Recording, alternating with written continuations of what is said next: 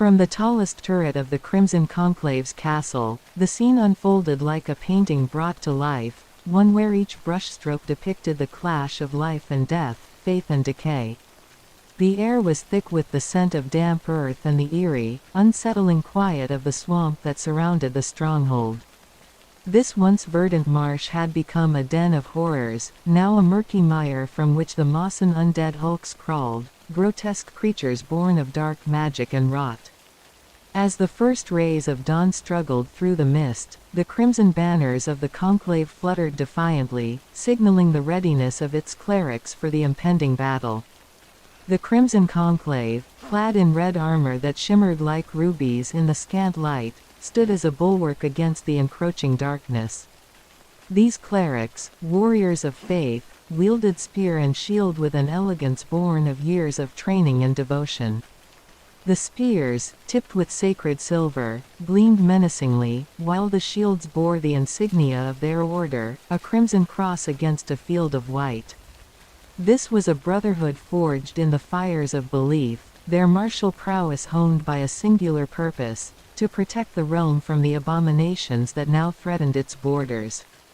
As the swamp began to bubble and churn, the first of the Mawson undead hulks emerged. These creatures, twisted and enormous, bore the remnants of what were once human features, now grotesquely distorted by the foul sorceries that animated them. Moss and fungi clung to their decomposing flesh, their eyes glowing with an unnatural, sickly green light. They moved with a shambling, relentless gait, their immense hands dragging at the mire as they pulled themselves from the depths.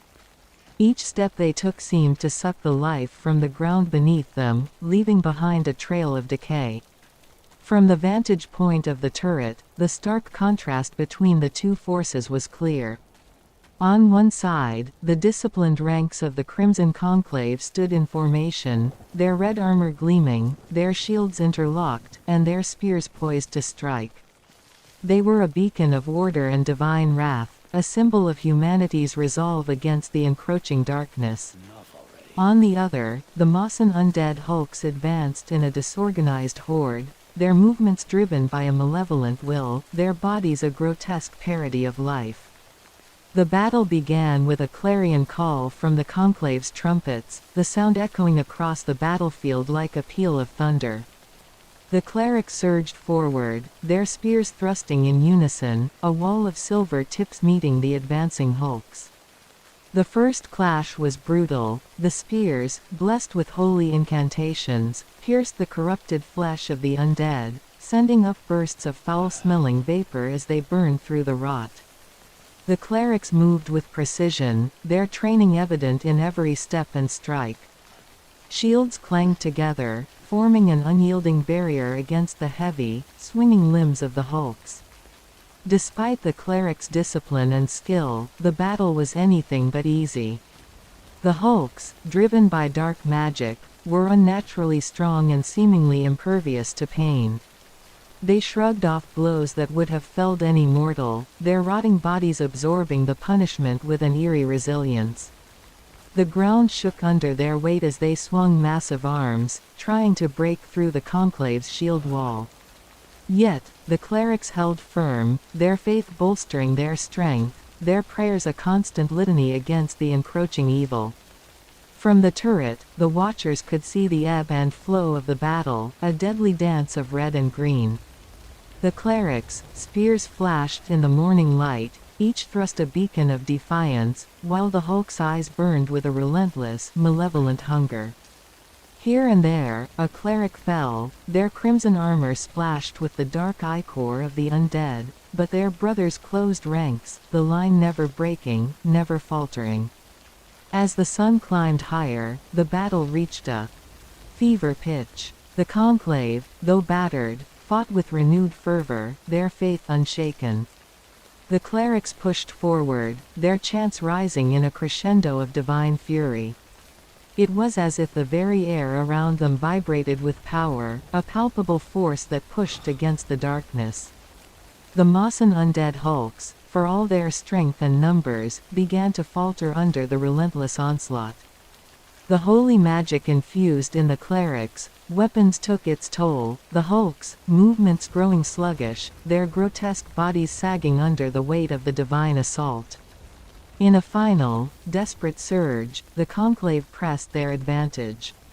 A mighty roar rose from the ranks of the clerics, a sound that shook the air and seemed to resonate with the very stones of the castle. With a coordinated thrust, they drove their spears deep into the heart of the horde, the sanctified silver burning away the last vestiges of the dark magic animating the Hulks. The creatures fell, one by one, their corrupted forms dissolving into the muck from whence they came. As the last of the Hulks crumbled, the battlefield fell silent, save for the ragged breaths of the surviving clerics. The swamp, once again, was still, the only movement the gentle ripple of water as it settled into its natural state. The clerics, though weary and bloodied, stood victorious, their red armor now a symbol not just of battle but of a hard-won triumph. From the turret, the watchers surveyed the scene. The sun had fully risen, casting a warm, golden light over the battlefield. The Crimson Conclave had held the line, their faith and resolve shining bright against the encroaching darkness. The castle of the Crimson Conclave stood tall and unyielding, a fortress of hope and strength. The clerics, as they lowered their weapons and began to tend to their wounded, knew that this victory was but a chapter in an ongoing struggle. Yet, in this moment, they had proven that the light of their faith could hold back the tide of darkness, that even in the face of the monstrous and the undead, they could stand unbroken. Thus, from the highest turret, the scene below was not just a battlefield, but a testament to the enduring power of courage and belief. The battle was over, but the story of the Crimson Conclave and their eternal vigil against the forces of darkness would continue, written in the blood and sweat of those who stood as the last line of defense for their world. Just as the clerics began to regroup and catch their breath, the swamp stirred once more. The ominous, guttural groan of the Mawson undead Hulks echoed through the air, and from the murky depths, another wave of the monstrous horde emerged. This new surge was larger and more fearsome, their ranks bolstered by an unseen, dark force that gave them renewed vigor. Their eyes glowed with a fierce green intensity, their limbs moving with a terrifying speed and coordination that belied their decomposed state. The Crimson Conclave, though tired and wounded, quickly formed up again, their red armor gleaming defiantly in the face of the encroaching darkness. However, the relentless assault of the Hulks soon began to tell. The clerics fought valiantly, but the sheer weight of the undead mass bore down on them, pushing them back step by step. The air was filled with the clash of steel, the grunts of effort, and the unearthly roars of the Hulks as they crashed against the Conclave's shield wall. Despite their best efforts, the line of clerics began to buckle. The Hulks' immense strength and relentless attacks forced the defenders back towards the castle gates. It was a desperate, grueling retreat. The clerics moved as one, their discipline holding them together, but the onslaught was overwhelming.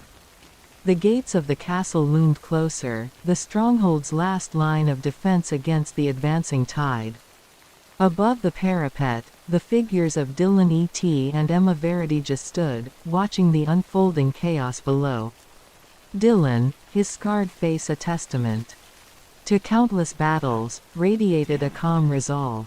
His eyes, hardened by the acceptance of the conundrum of leadership, scanned the battlefield with a measured gaze. Beside him, Emma Veridaegis, a figure of grace and power, her bearing regal and composed, watched with a similar intensity. They were the leaders of the Crimson Conclave, embodiments of its ideals and strength.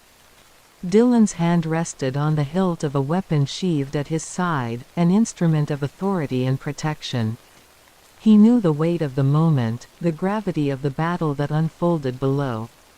As he observed the retreat, his mind raced with tactical considerations, seeking a way to turn the tide. His scar, a constant reminder of the sacrifices made in the name of duty, seemed to burn with a silent intensity as he focused on the scene below. Emma, her presence exuding a serene confidence, looked down upon the clerics with an expression of fierce determination. She was a warrior of faith, her strength drawn from a deep well of conviction and purpose. The flowing robes of her armor, marked with intricate symbols of their order, fluttered in the wind, as if responding to the turmoil of the battle below. Her eyes, sharp and perceptive, missed nothing as she assessed the situation. As the clerics were pushed back to the castle gates, Dillon raised his hand, signaling for the final defensive preparations to be made. The gates, massive and reinforced, began to close, their creaking echoing through the air like the final note of a symphony. The clerics, moving with the precision of a well-oiled machine, funneled through the narrowing gap, their retreat disciplined and orderly even in the face of overwhelming odds. Emma turned to Dillon, her voice steady and strong. "We must hold the line here.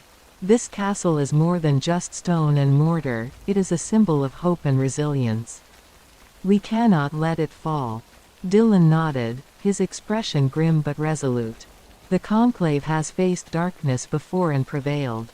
We will do so again. We must rally our forces and prepare for a final stand." As the last of the clerics passed through the gates, the hulks surged forward, their grotesque forms slamming against the iron-bound wood with a force that shook the very walls of the castle. The gates held, for now, but the pressure was immense. From their vantage point above the parapet, Dillon and Emma watched as the defenders regrouped within the courtyard, readying themselves for what was to come. The battle was far from over. The Mawson undead hulks, driven by a relentless, unholy will, pounded against the gates, their roars filling the air with a cacophony of terror. Yet, within the castle, the Crimson Conclave stood united, their faith unshaken. Dillon and Emma, embodiments of leadership and valor, prepared to lead their people through this darkest hour. As the sun dipped below the horizon, casting long shadows across the battlefield, the castle stood as a beacon of defiance against the encroaching night. The clash between the Crimson Conclave and the undead horde was a battle for more than just survival, it was a struggle for the soul of the realm, a testament to the enduring power of courage and faith in the face of overwhelming darkness. Above the parapet, Dillon and Emma Veridaegis stood as guardians of that light, ready to fight for the dawn that would surely come. As the gates and walls of the Crimson Conclave's castle shuddered under the relentless assault of the Mawson undead hulks, a new, more insidious threat emerged. The air grew thick with an oppressive aura as the Mawson undead amalgams, grotesque fusions of multiple undead creatures, began to climb the castle walls. These abominations, formed from twisted flesh and bone, moved with a nightmarish agility, their multiple limbs and heads grotesquely distorted. They were driven by a singular purpose, to breach the defenses and unleash chaos within the castle. On the parapet, Dillon and Emma Veridaegis sprang into action, their presence a beacon of hope for the beleaguered clerics below. The two leaders, seasoned warriors and masters of their craft, prepared to meet this new threat with a combination of precision, strength, and supernatural skill. Dillon with his sword scathe drawn, stood at the ready. The weapon, a symbol of his leadership and mastery, gleamed with an almost ethereal light. Scathe's wooden grip, adorned with a 3D golden rhombus 3D GR pommel, was a focal point of his combat technique, which seamlessly blended martial prowess with the mystical properties of the blade. With a practiced motion, Dillon shifted Scathe into the endguard position, blue 3 stock. The sword's edged blade aligned towards the approaching amalgams, the 3D GR pommel emerging from the palm base, signaling his readiness to engage. Emma Veridaegis, beside him, unsheathed her mirrored 3D GR blades, rhythm and tempo. The weapons, intricately forged and balanced, were an extension of her formidable presence. Emma's combat style, a blend of fluidity and precision, was a dance of grace and power. As the amalgams clambered over the parapet, their grotesque forms casting long shadows in the fading light, Dillon and Emma moved as one. Their swordplay was a breathtaking display of coordination and technique, each movement precise and purposeful. Dillon advanced with the grace of a predator, his movements fluid yet powerful. As an amalgam lunged towards him, he executed a swift counter. With a deft rotation of Scave's wooden grip, he transitioned into the row stance, orange 8 counter. The blade aligned towards himself, the 3D pommel emerging from his thumbs. In a seamless motion, he parried the creature's attack, redirecting its momentum with a calculated twist. As the amalgam recoiled, Dillon spun, his body rotating 180 degrees Z, shifting back to the Engard stance. With a swift, precise thrust, he drove Scave's blade into the creature's core, the silver edge piercing through its corrupt flesh and emanating a radiant glow as it purified the dark magic animating it. Emma, a vision of elegance and lethal precision, moved with the fluidity of a dancer. Facing multiple amalgams, she flowed through the motions of her combat style with impeccable timing. As two of the creatures lunged at her from either side, she executed a flawless maneuver, her feet gliding across the stone parapet. With a swift motion, she added a 3D to rhythm, striking rightward in an inverted arc, white 6 and orange 8 complexity. The blade arced upwards, cutting through the twisted limbs of the first amalgam, while Tempo in her left hand held the viper position. With Tempo, she parried the attack of the second amalgam, the blade moving with an almost supernatural speed. She then completed the sequence with a sweeping slice, cutting through the second creature and sending it tumbling from the parapet. The two warriors moved in concert, their styles complementing each other in a deadly ballet. Dillon's strikes were direct and powerful, each thrust and cut precise, exploiting the weaknesses of the amalgams with ruthless efficiency. His body rotated through the familiar patterns of Scave's stances, transitioning from Engard to row, then to pike, red to draw, where he drew the blade towards himself, the pommel emerging from the palm base, to fend off an assault from behind. He spun again, rotating 180 degrees by, and lashed out, the blade's arc cleanly severing another amalgam's head. Emma's style was a mesmerizing blend of offense and defense. She danced around her foes, her twin blades flashing in the dim light. With tempo set to blue 3 and rhythm to green 9, she executed the convergence maneuver, crossing her blades in a defensive block that absorbed a flurry of attacks. With a fluid twist of her wrists, she redirected the force, her blades sliding along the amalgam's limbs. She then transitioned into the poise stance, white 6 and blue 3, where tempo maintained the viper position, and rhythm added a 3D rightward. The strike was a blur of motion, rhythm cutting through an amalgam's torso while tempo deflected another attack with precision. As the battle raged on, Dillon and Emma demonstrated their mastery over the battlefield. Dillon's stance transitions were seamless, his movements calculated and efficient. With a series of rapid rotations, he shifted between the row, Engard, and viper stances, his blade a blur of silver light. He executed a perfect 180 degrees Y rotation from Engard to viper, intercepting a lunging amalgam and driving Scathe deep into its chest, the holy energy of the blade dissipating the dark magic within. Emma's movements were equally spectacular. Her combat style, a flowing dance of blades, kept the amalgams at bay. She performed the graceful maneuver, yellow 2 and purple 7, where tempo parried rightward, while rhythm executed an inverted strike, adding 2 3D. The motion was flawless, her blades cutting through the amalgams with an almost effortless grace. Her footwork was light and precise, each step perfectly timed to maintain her balance and position. The battle atop the parapet was a display of epic prowess and technical mastery. Dillon et and Emma Veridaegis, with their unique styles and unmatched skill, held the line against the nightmarish tide of amalgams. Their swordplay was not just a martial display but a testament to their indomitable spirit and the unyielding resolve of the Crimson Conclave. As the last of the amalgams fell, disintegrating into nothingness, the parapet was silent but for the sound of their steady breaths. Dillon lowered scathe, the blade still glowing faintly with residual energy, and looked out over the battlefield.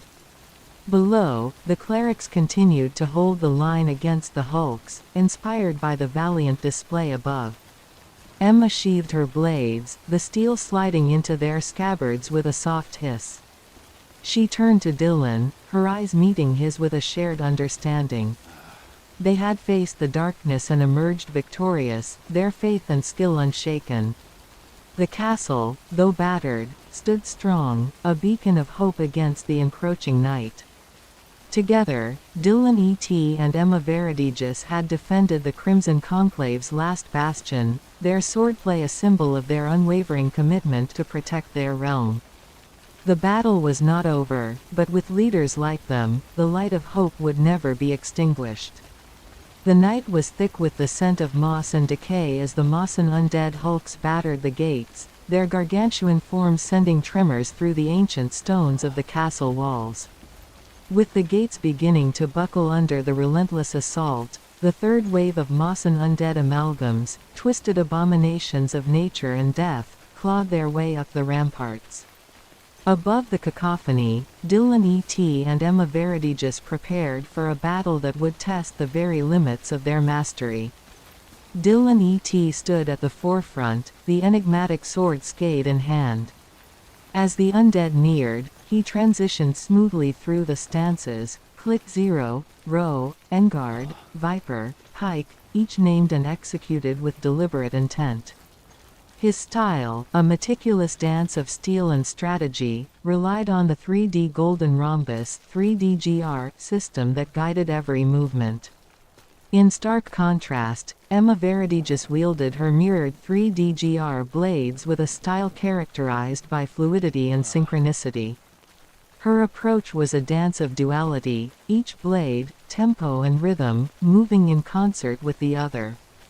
The battle began with retaliation Orange 8 and Purple 7, a synchronized inversion that saw both blades descend in a scything leftward strike, cutting through the advancing undead with lethal efficiency. With the first amalgam breaching the wall, Dillon shifted to Viper Green 9, Pook the wooden grip of Scathe rotating the blade towards the opponent. The 3DGR pommel emerged from his thumbs, signaling a strike towards the other. Dillon advanced, the blade flashing in a precise arc, severing undead limbs with a surgeon's precision. As another creature lunged, Dillon rotated Scathe to Pike Red 2, dropped the grip aligning towards himself. The pommel emerged from the base of his palm, and with a swift draw cut, he decapitated the beast, its head tumbling into the night. Emma's movements were a blend of artistry and lethality. With a flourish, she transitioned to duet Red 1 and Yellow 2, lunging forward with tempo while rhythm followed in a complementary leftward sweep. The undead fell in droves as Emma danced through the battlefield, her blades a blur of silver. She maintained a steady rhythm, each motion precisely executed, the addition of 3DGRs marking each strike's lethal intent. The flow of the battle demanded constant adaptation. Dillon's mastery was evident as he transitioned seamlessly between stances, the rotations of Scave's grip dictating his responses. When surrounded, he shifted to Row Orange 8, countered the blade now towards himself, allowing him to counter the onslaught with deft parries and ripostes. The 3DGR pommel served as a guiding star, marking the rhythm and direction of his strikes. In a series of flawless movements, he switched from Engard Blue 3, Estoc to Viper, to meet the shifting tides of combat, his body following Scave's rotations with fluid grace. As the assault intensified, Emma called upon awakening white 6 and red 1, where rhythm initiated a swift strike while tempo held the viper position. The dual blades moved with a serpent-like grace, a testament to her command over the battlefield. Emma's mastery was not merely in her technical prowess but in her ability to adapt and flow with the changing tempo of the fight. In complexity, white 6 and orange 8 rhythm struck rightward and upwards, adding a 3D-GR with an inverted flourish, while tempo held the viper stance, blocking an incoming blow. The onslaught continued, and Emma responded with poised white 6 and blue 3, a maneuver that saw tempo and rhythm execute motions that added another 3D-GR to the mix. Her blades moved with a dancer's precision, parrying and striking in perfect harmony. In a graceful display, she performed graceful yellow 2 and purple 7, a waltz-like series of movements where tempo parried to the right and rhythm executed an inverted strike, adding 2 3D-GRs. The undead could not withstand her relentless elegance, falling as if they were but mere shadows to her light. As the battle raged on, the distinct natures of Dillon and Emma's styles became a symphony of steel and strategy. Dillon's methodical, stance-driven approach contrasted with Emma's fluid, dual-wielding dance. Yet, amidst their differences, a shared understanding emerged. Each movement, each strike was not just a means to an end, but a testament to their mastery. Together, they formed a deadly ballet, Dillon's scathe carving through the undead with precision and Emma's mirrored blades weaving an intricate pattern of destruction. Where Dillon would hold the line with a defensive posture, Emma would flow through, exploiting the openings he created. When Emma would overextend in a flourish, Dillon's steadiness would shield her flank, their synergy a perfect balance of chaos and control. The castle's walls held firm as the last of the amalgams were cut down. The gates, though battered, remained closed. Dillon and Emma stood amidst the fallen, their breaths steady, their weapons poised for the next wave. The knight's victory was not just a testament to their individual skills but to the harmony they achieved together, a harmony forged in the crucible of battle. As the moon cast its silvery glow over the battleground, the echoes of their epic struggle faded into the night, leaving behind a scene of quiet triumph and the promise of more battles to come. The Mawson undead had been repelled, but the war was far from over, and Dillon and Emma Veridaegis, with their contrasting yet complementary styles, were ready to face whatever lay ahead. As the battle raged on at the Crimson Conclave's castle, a new terror emerged from the darkened skies. The air grew thick with an ominous hum, a sound that sent chills through the bravest of the Conclave's warriors. With a sudden, violent gust, the Mawson flying undead swooped down upon the battlements, their ghastly forms silhouetted against the stormy backdrop. These creatures, borne aloft by tattered, bat-like wings and trailing long, spectral tendrils of decay, descended with a predatory grace. Their talons, sharp and merciless, snatched clerics from their positions, lifting them high above the ground before releasing them to fall into the maelstrom below. The flying undead assault. The sight was horrifying. Clerics in crimson armor were plucked from the castle walls, their cries of alarm drowned out by the beating of monstrous wings.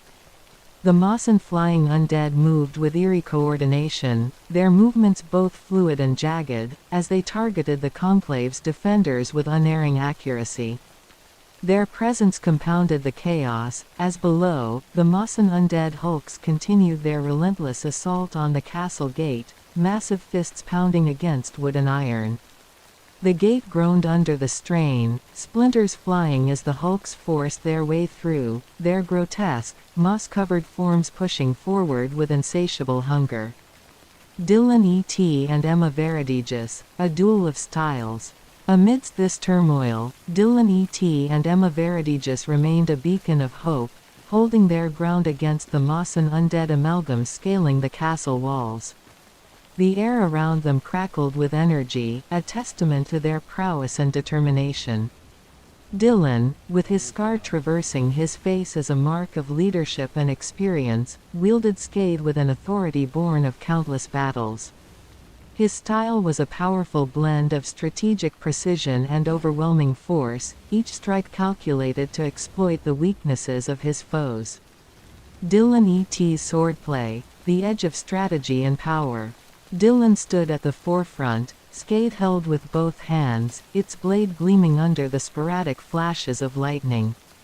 He adopted the row stance, his wooden grip aligning scathe's edge towards himself, a defensive position preparing for a counterattack.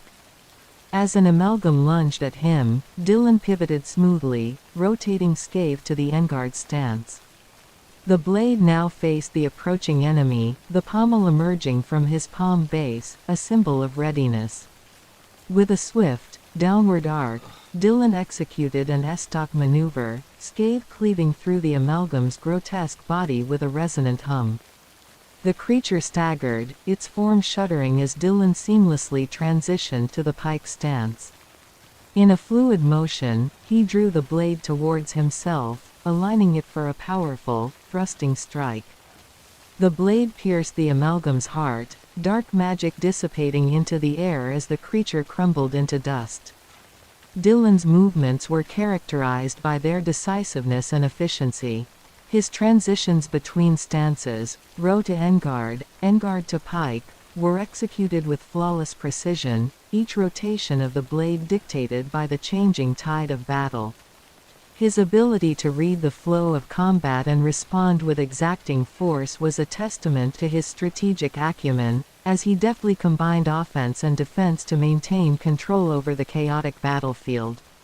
Veridaegis's swordplay, the dance of grace and elegance. Veridaegis, beside him, was a vision of elegance and deadly precision. Her twin blades, rhythm and tempo, shimmered with an ethereal light, reflecting her mastery over the Veridaegis style of combat. Her movements were a dance of grace and fluidity, each motion deliberate and poetic. Emma's combat style contrasted sharply with Dillon's, where he was the embodiment of power and control, she was the epitome of fluidity and finesse. As an amalgam reached the parapet, its twisted limbs grasping for her, Emma moved with an almost supernatural grace. Rhythm and tempo held with the 3D-GR number side color of green 9, aligning their 3D-GR hilts toward each other. In a swift motion, she initiated disarmament, both blades slicing through the air with a synchronized precision.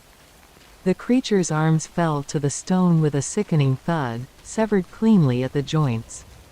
Emma flowed into the complexity maneuver, her rhythm blade striking upward and inverted, adding a 3D-GR, while tempo remained steady in the viper position. The amalgam, already disoriented, could not react as Emma's blades wove an intricate pattern, cutting through its form with mesmerizing beauty. The creature dissolved into a cascade of ash, its dark energy dispelled by her flawless technique. Emma's swordplay was a study in contrasts, fluid yet sharp, gentle yet devastating. Her movements were imbued with a rhythm that resonated with the very air around her, each strike a note in a symphony of destruction. The graceful maneuver, where tempo parried rightward and rhythm struck with an inverted cut, added to 3D-GR with a balletic elegance, showcased her ability to blend defense and offense seamlessly. Her style was less about overpowering the enemy and more about outmaneuvering them, turning their aggression into their downfall with a series of well-timed strikes and parries. As the archers in the castle towers took aim at the Mawson flying undead, the battle reached a fever pitch. The sky was alive with arrows, each one a streak of defiance against the nightmarish creatures. Dillon and Emma, though momentarily distracted by the aerial assault, continued to hold their ground, their blades flashing in the dim light. The tension peaked as the castle gate finally gave way, the Mawson undead hulks breaching the final line of defense. The Conclave's warriors braced themselves for the onslaught, their faces set with grim determination. Dillon and Emma, their breaths heavy but their spirits unbroken, prepared for the next wave of attackers. Their eyes met briefly, a silent communication passing between them, a promise to stand together, no matter the odds. The story concludes on a cliffhanger, the air thick with anticipation. The Mawson flying undead continued their relentless assault from above, the hulks pressed forward from below, and the Conclave's defenders stood ready to fight to the last breath. Dillon's grip tightened on Scathe, the sword an extension of his will, while Emma's eyes glowed with a fierce light, her twin blades poised for the next dance. Dillon and Emma Veridaegis stood as figures of strength and resilience. Dillon, with his scar a testament to his experience and the burdens of leadership, turned to Emma, his eyes filled with a determination that mirrored her own. They both knew that while the immediate threat had been repelled, the battle was far from over. The forces of darkness had shown their resilience, and the Crimson Conclave would need to draw upon every ounce of their strength and faith to continue the fight. Emma, her twin blades still gleaming, nodded to Dillon. "This is but a reprieve," she said, her voice steady. "We must bolster our defenses and prepare for the next wave. The darkness will not relent." Dillon nodded in agreement, his expression thoughtful yet resolute. "Indeed. But we have shown them our strength, and we will continue to stand against them, no matter the cost. The Crimson Conclave will not falter." As they descended from the parapet to join their comrades, the castle's bell tolled, signaling a temporary ceasefire. The clerics began to regroup and tend to their wounded, their spirits bolstered by the presence of their leaders. The sun, now low on the horizon, cast a golden hue over the battlefield, a momentary calm in the midst of chaos. In this fleeting moment of respite, the Crimson Conclave gathered their strength, their faith unbroken. Dillon and Emma, symbols of leadership and valor, stood ready to guide their people through the challenges ahead. The castle, a fortress of hope and resilience, loomed over the battlefield, a testament to the unyielding spirit of those who defended it. As the shadows lengthened and the night approached, the warriors of the Crimson Conclave prepared for the next battle. They knew that the struggle against the darkness was far from over, but their resolve was unshakable. The story of their fight, of their courage and unwavering faith, would continue to be written in the annals of history. And at the forefront of this narrative stood Dillon and Emma Veridaegis, the guardians of light in a world besieged by darkness. The battle might rage on, but in this moment, the Crimson Conclave stood victorious, a beacon of hope against the encroaching night. And as they readied themselves for what was to come, they did so with the knowledge that they were not just fighting for survival, but for the very soul of their world. As the last echoes of the battle between Dillon and Emma Veridaegis reverberated through the castle, a new threat began to unfold on the horizon. The air grew heavy with a sinister chill as the ground trembled under the approach of a formidable army of Dremora. These twisted, infernal beings, cloaked in darkness and malice, marched with a disciplined menace, their eyes glowing with an otherworldly fire. At the forefront of this demonic legion stood a towering Balrog, its fiery mane crackling with an aura of raw, destructive power. The Balrog's presence alone seemed to cast a shadow over the land, its molten eyes scanning the castle with malevolent intent. Behind it, a horde of Dremora, their armor adorned with runes of dark magic, moved in eerie unison, their weapons gleaming ominously in the dying light. Leading this dread force was the lich named Lemicurl, an ancient and cunning being whose very existence seemed to defy the natural order. Lemicurl floated above the ground, his skeletal form cloaked in tattered robes that whispered secrets of forbidden sorcery. His eyes, burning with a malevolent light, surveyed the approaching castle with a calculating gaze. The Dremora, driven by Lemicurl's dark will, closed in on the castle's defenses with relentless determination. Their presence was a tangible force of despair, each step echoing with the promise of destruction. The Balrog, with a roar that shook the heavens, unleashed torrents of fire upon the battlements, setting the very stones ablaze and turning the night into a fiery inferno. Inside the castle, the defenders scrambled to fortify their positions.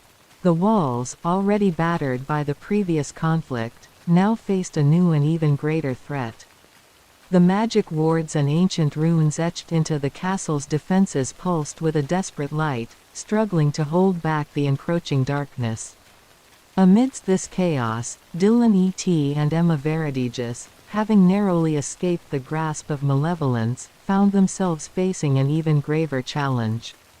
Their previous combat had left them weary, yet the sight of the approaching Dremora army and the immense Balrog stirred a renewed resolve within them.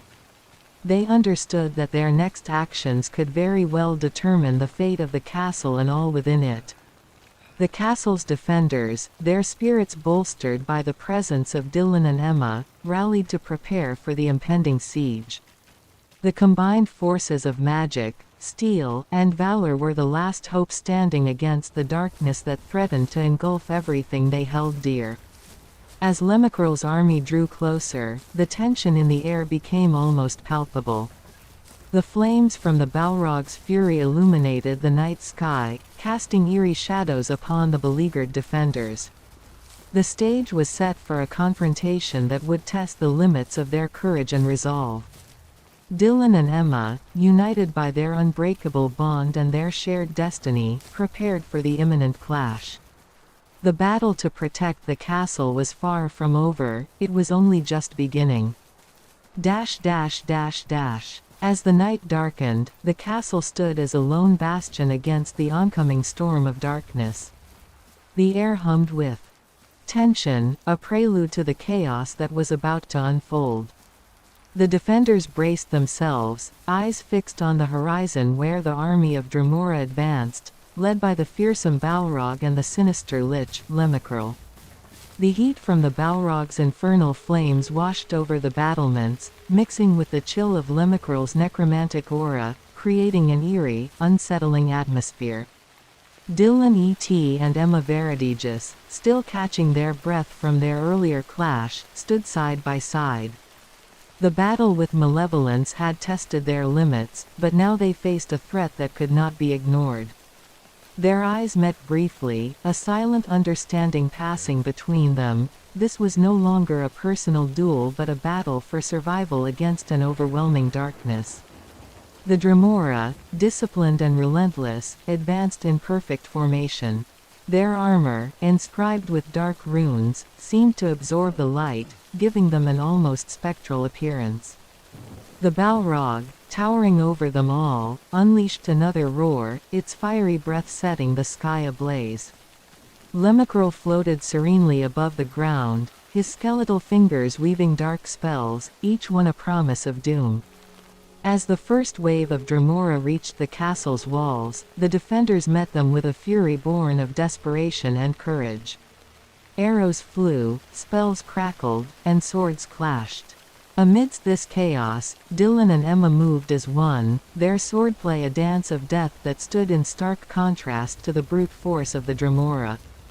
Dillon wielding his scathe, exhibited a style marked by precision and adaptability. His movements were fluid, shifting between the stances of row, endguard, viper, and pike with seamless grace. Each stance was a response to the enemy's actions, a calculated choice designed to exploit weaknesses.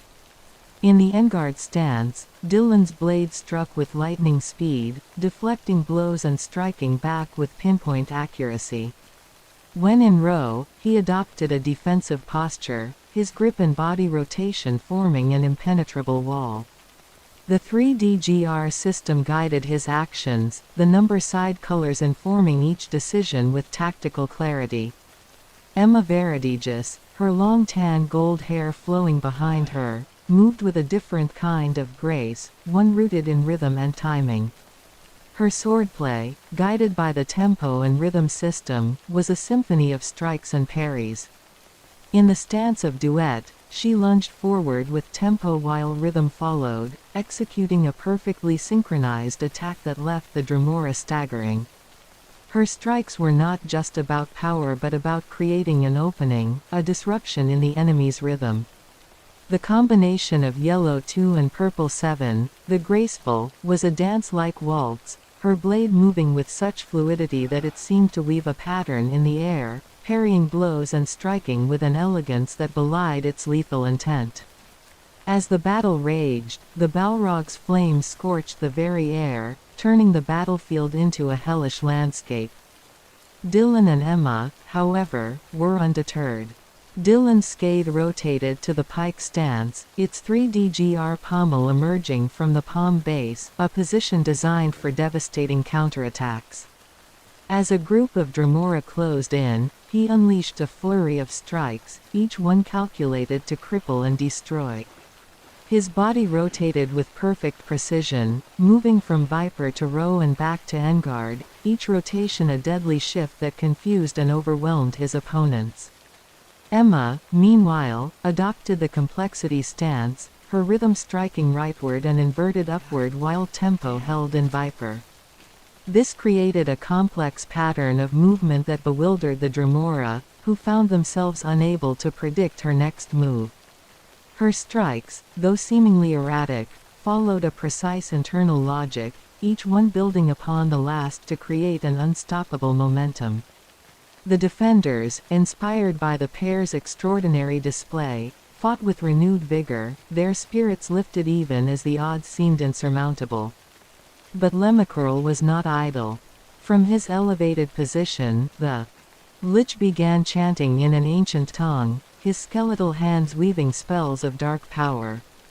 The air grew colder, the shadows deeper, as a necromantic force enveloped the battlefield.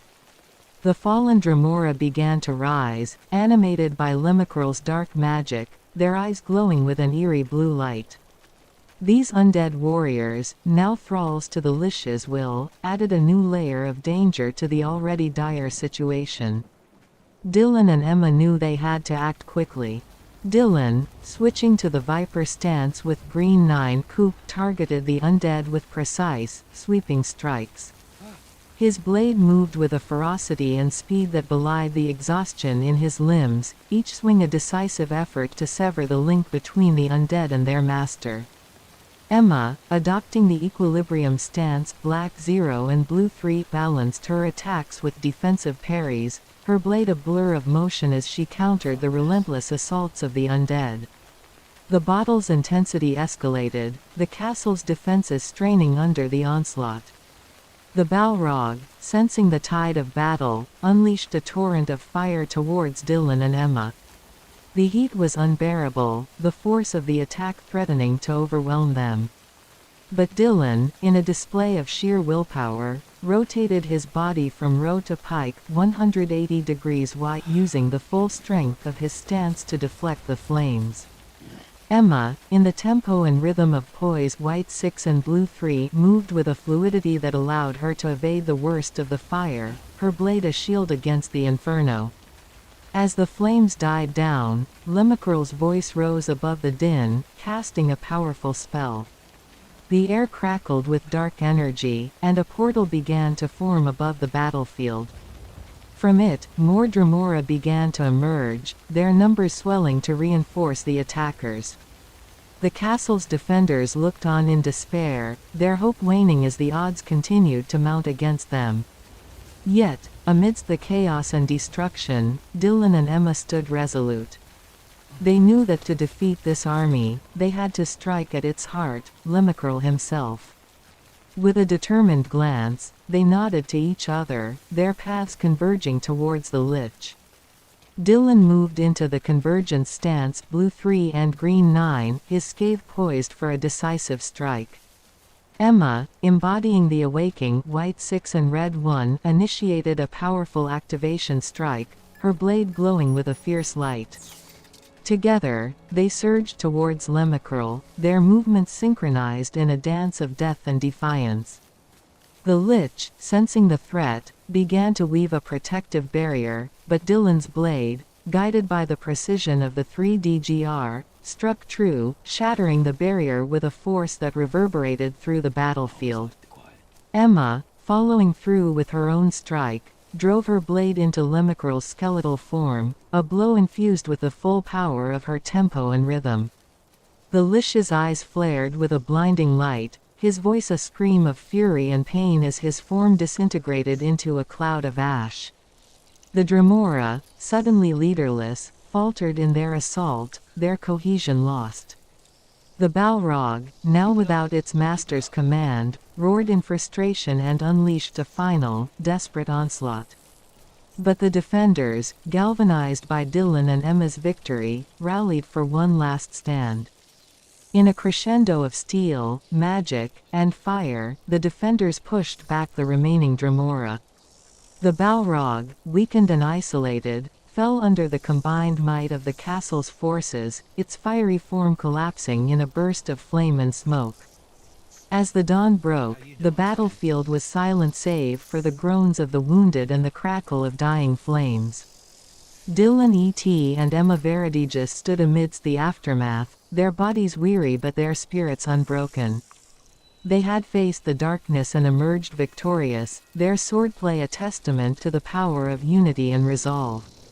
The castle, though battered and scarred, stood strong, a symbol of hope against the forces of chaos.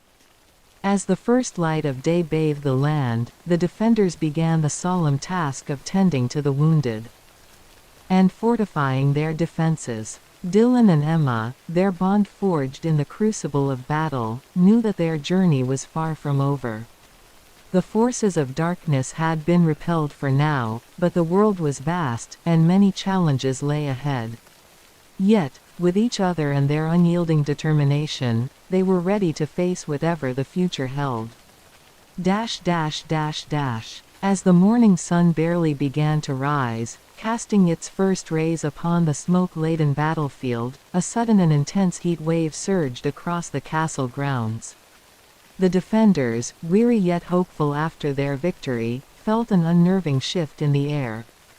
Dillon and Emma Veridaegis, still catching their breath from the climactic battle against the Dremora and Lemicral, sensed something was amiss. The remnants of the Balrog, thought to be vanquished, began to stir. The embers of its fiery form, which had seemingly died down, flared back to life with a sudden, violent intensity. Flames erupted from the Balrog's body, its once molten eyes now blazing with an infernal glow. It had not been defeated, it had merely been waiting, gathering its strength for one final transformation. The ground beneath it cracked and split, magma bubbling up as the Balrog's form expanded, growing in size and power. With a roar that shook the very foundations of the castle, the Balrog transformed into an inferno, a massive, towering entity of pure fire and fury. Its fiery mane became a raging inferno, and its entire form radiated heat so intense that the stones around it began to melt. The air itself seemed to ignite, turning the surrounding area into a blazing hellscape. The Balrog, now an inferno, embodied raw, destructive power, a being of chaos and destruction. The defenders recoiled in horror, realizing the true scope of the threat they faced. The heat was unbearable, and the very air seemed to burn. Dillon and Emma, standing at the forefront, knew they had to act swiftly. The Balrog's transformation into an inferno meant it was now more powerful and more dangerous than ever before. Dillon his mind racing, quickly shifted into the row stance, orange 8 counter. He knew that their only hope lay in precision and control, countering the Balrog's chaotic energy with calculated strikes. His scathe, guided by the 3DGR system, glowed with a faint aura, attuning itself to the immense heat and energy radiating from the inferno. He had to find the right moment, the perfect angle, to strike and disrupt the Balrog's fiery form. Emma Veridaegis, her face set in determination, adopted the stance of inversion, Bloke 0 and Orange 8. Her swordplay, now a dance of counterbalance and redirection, sought to turn the Balrog's own force against it. Her strikes were deliberate, her movements precise, each one designed to channel the intense heat away from her and Dillon, creating pockets of safety amidst the Inferno's onslaught. The Balrog, fully transformed, lashed out with waves of fire, each swing of its colossal arms sending torrents of flame towards the defenders. The very ground burned beneath its feet, and the air shimmered with the intensity of the heat. Dillon, moving with the fluidity and precision of the 3D system, deflected the flames, his blade carving through the fire like a conductor guiding an orchestra. His body rotations, shifting between row, endguard, viper, and pike, created a dynamic defense, each stance a shield against the Inferno's relentless assault. Emma, meanwhile, moved with a grace and agility that seemed almost supernatural. In the stance of equilibrium, black 0 and blue 3, she balanced on the knife's edge of the Inferno's destructive force, her blade slicing through the air with a speed and accuracy that belied the chaos around her. She redirected the Balrog's flames, creating arcs of fire that curved away from the defenders, turning the Inferno's own power against it. The battle against the Inferno was unlike anything they had faced before. The heat was suffocating, the flames all-consuming. The Balrog, now a being of pure fire, seemed unstoppable. Yet, Dillon and Emma fought on, their swordplay a testament to their unbreakable resolve and unyielding courage. As the Inferno raged, its flames grew wilder, more erratic. The ground beneath it began to crack and buckle, unable to withstand the intense heat. Dillon, sensing an opportunity, shifted into the stance of pike, red 2, aligning his scathe for a decisive strike. He called out to Emma, signaling their final maneuver. Emma, understanding his intent, moved into the stance of awakening, white 6 and red 1. Her blade shimmered with a brilliant light, a manifestation of her inner strength and determination. Together, they advanced on the Inferno, their movements synchronized in perfect harmony. Dillon's scathe cut through the air with a force that seemed to part the very flames, while Emma's blade followed through with a strike aimed at the heart of the fiery behemoth. In a final, climactic moment, their blades struck true. Dillon's scathe, guided by the precision of the 3D system, pierced the core of the Inferno, while Emma's strike channeled her full power into the heart of the flames. The Balrog, now an Inferno, roared in agony as their blades found their mark. The flames around it flared brightly, then began to wane, the intense heat dissipating. With a final, deafening roar, the Inferno collapsed in on itself, the flames dying down to embers. The ground, scorched and cracked, cooled as the fiery menace was finally extinguished. Dillon and Emma stood amidst the remnants of the battle, their bodies weary but their spirits unbroken. They had faced the Inferno and emerged victorious, their swordplay a beacon of hope and defiance against the forces of darkness. As the first light of day fully dawned, the castle and its defenders began to recover from the night's ordeal. The threat of the Balrog and the Dremora was no more, but the memory of the battle would remain, a testament to the bravery and strength of those who stood against the darkness.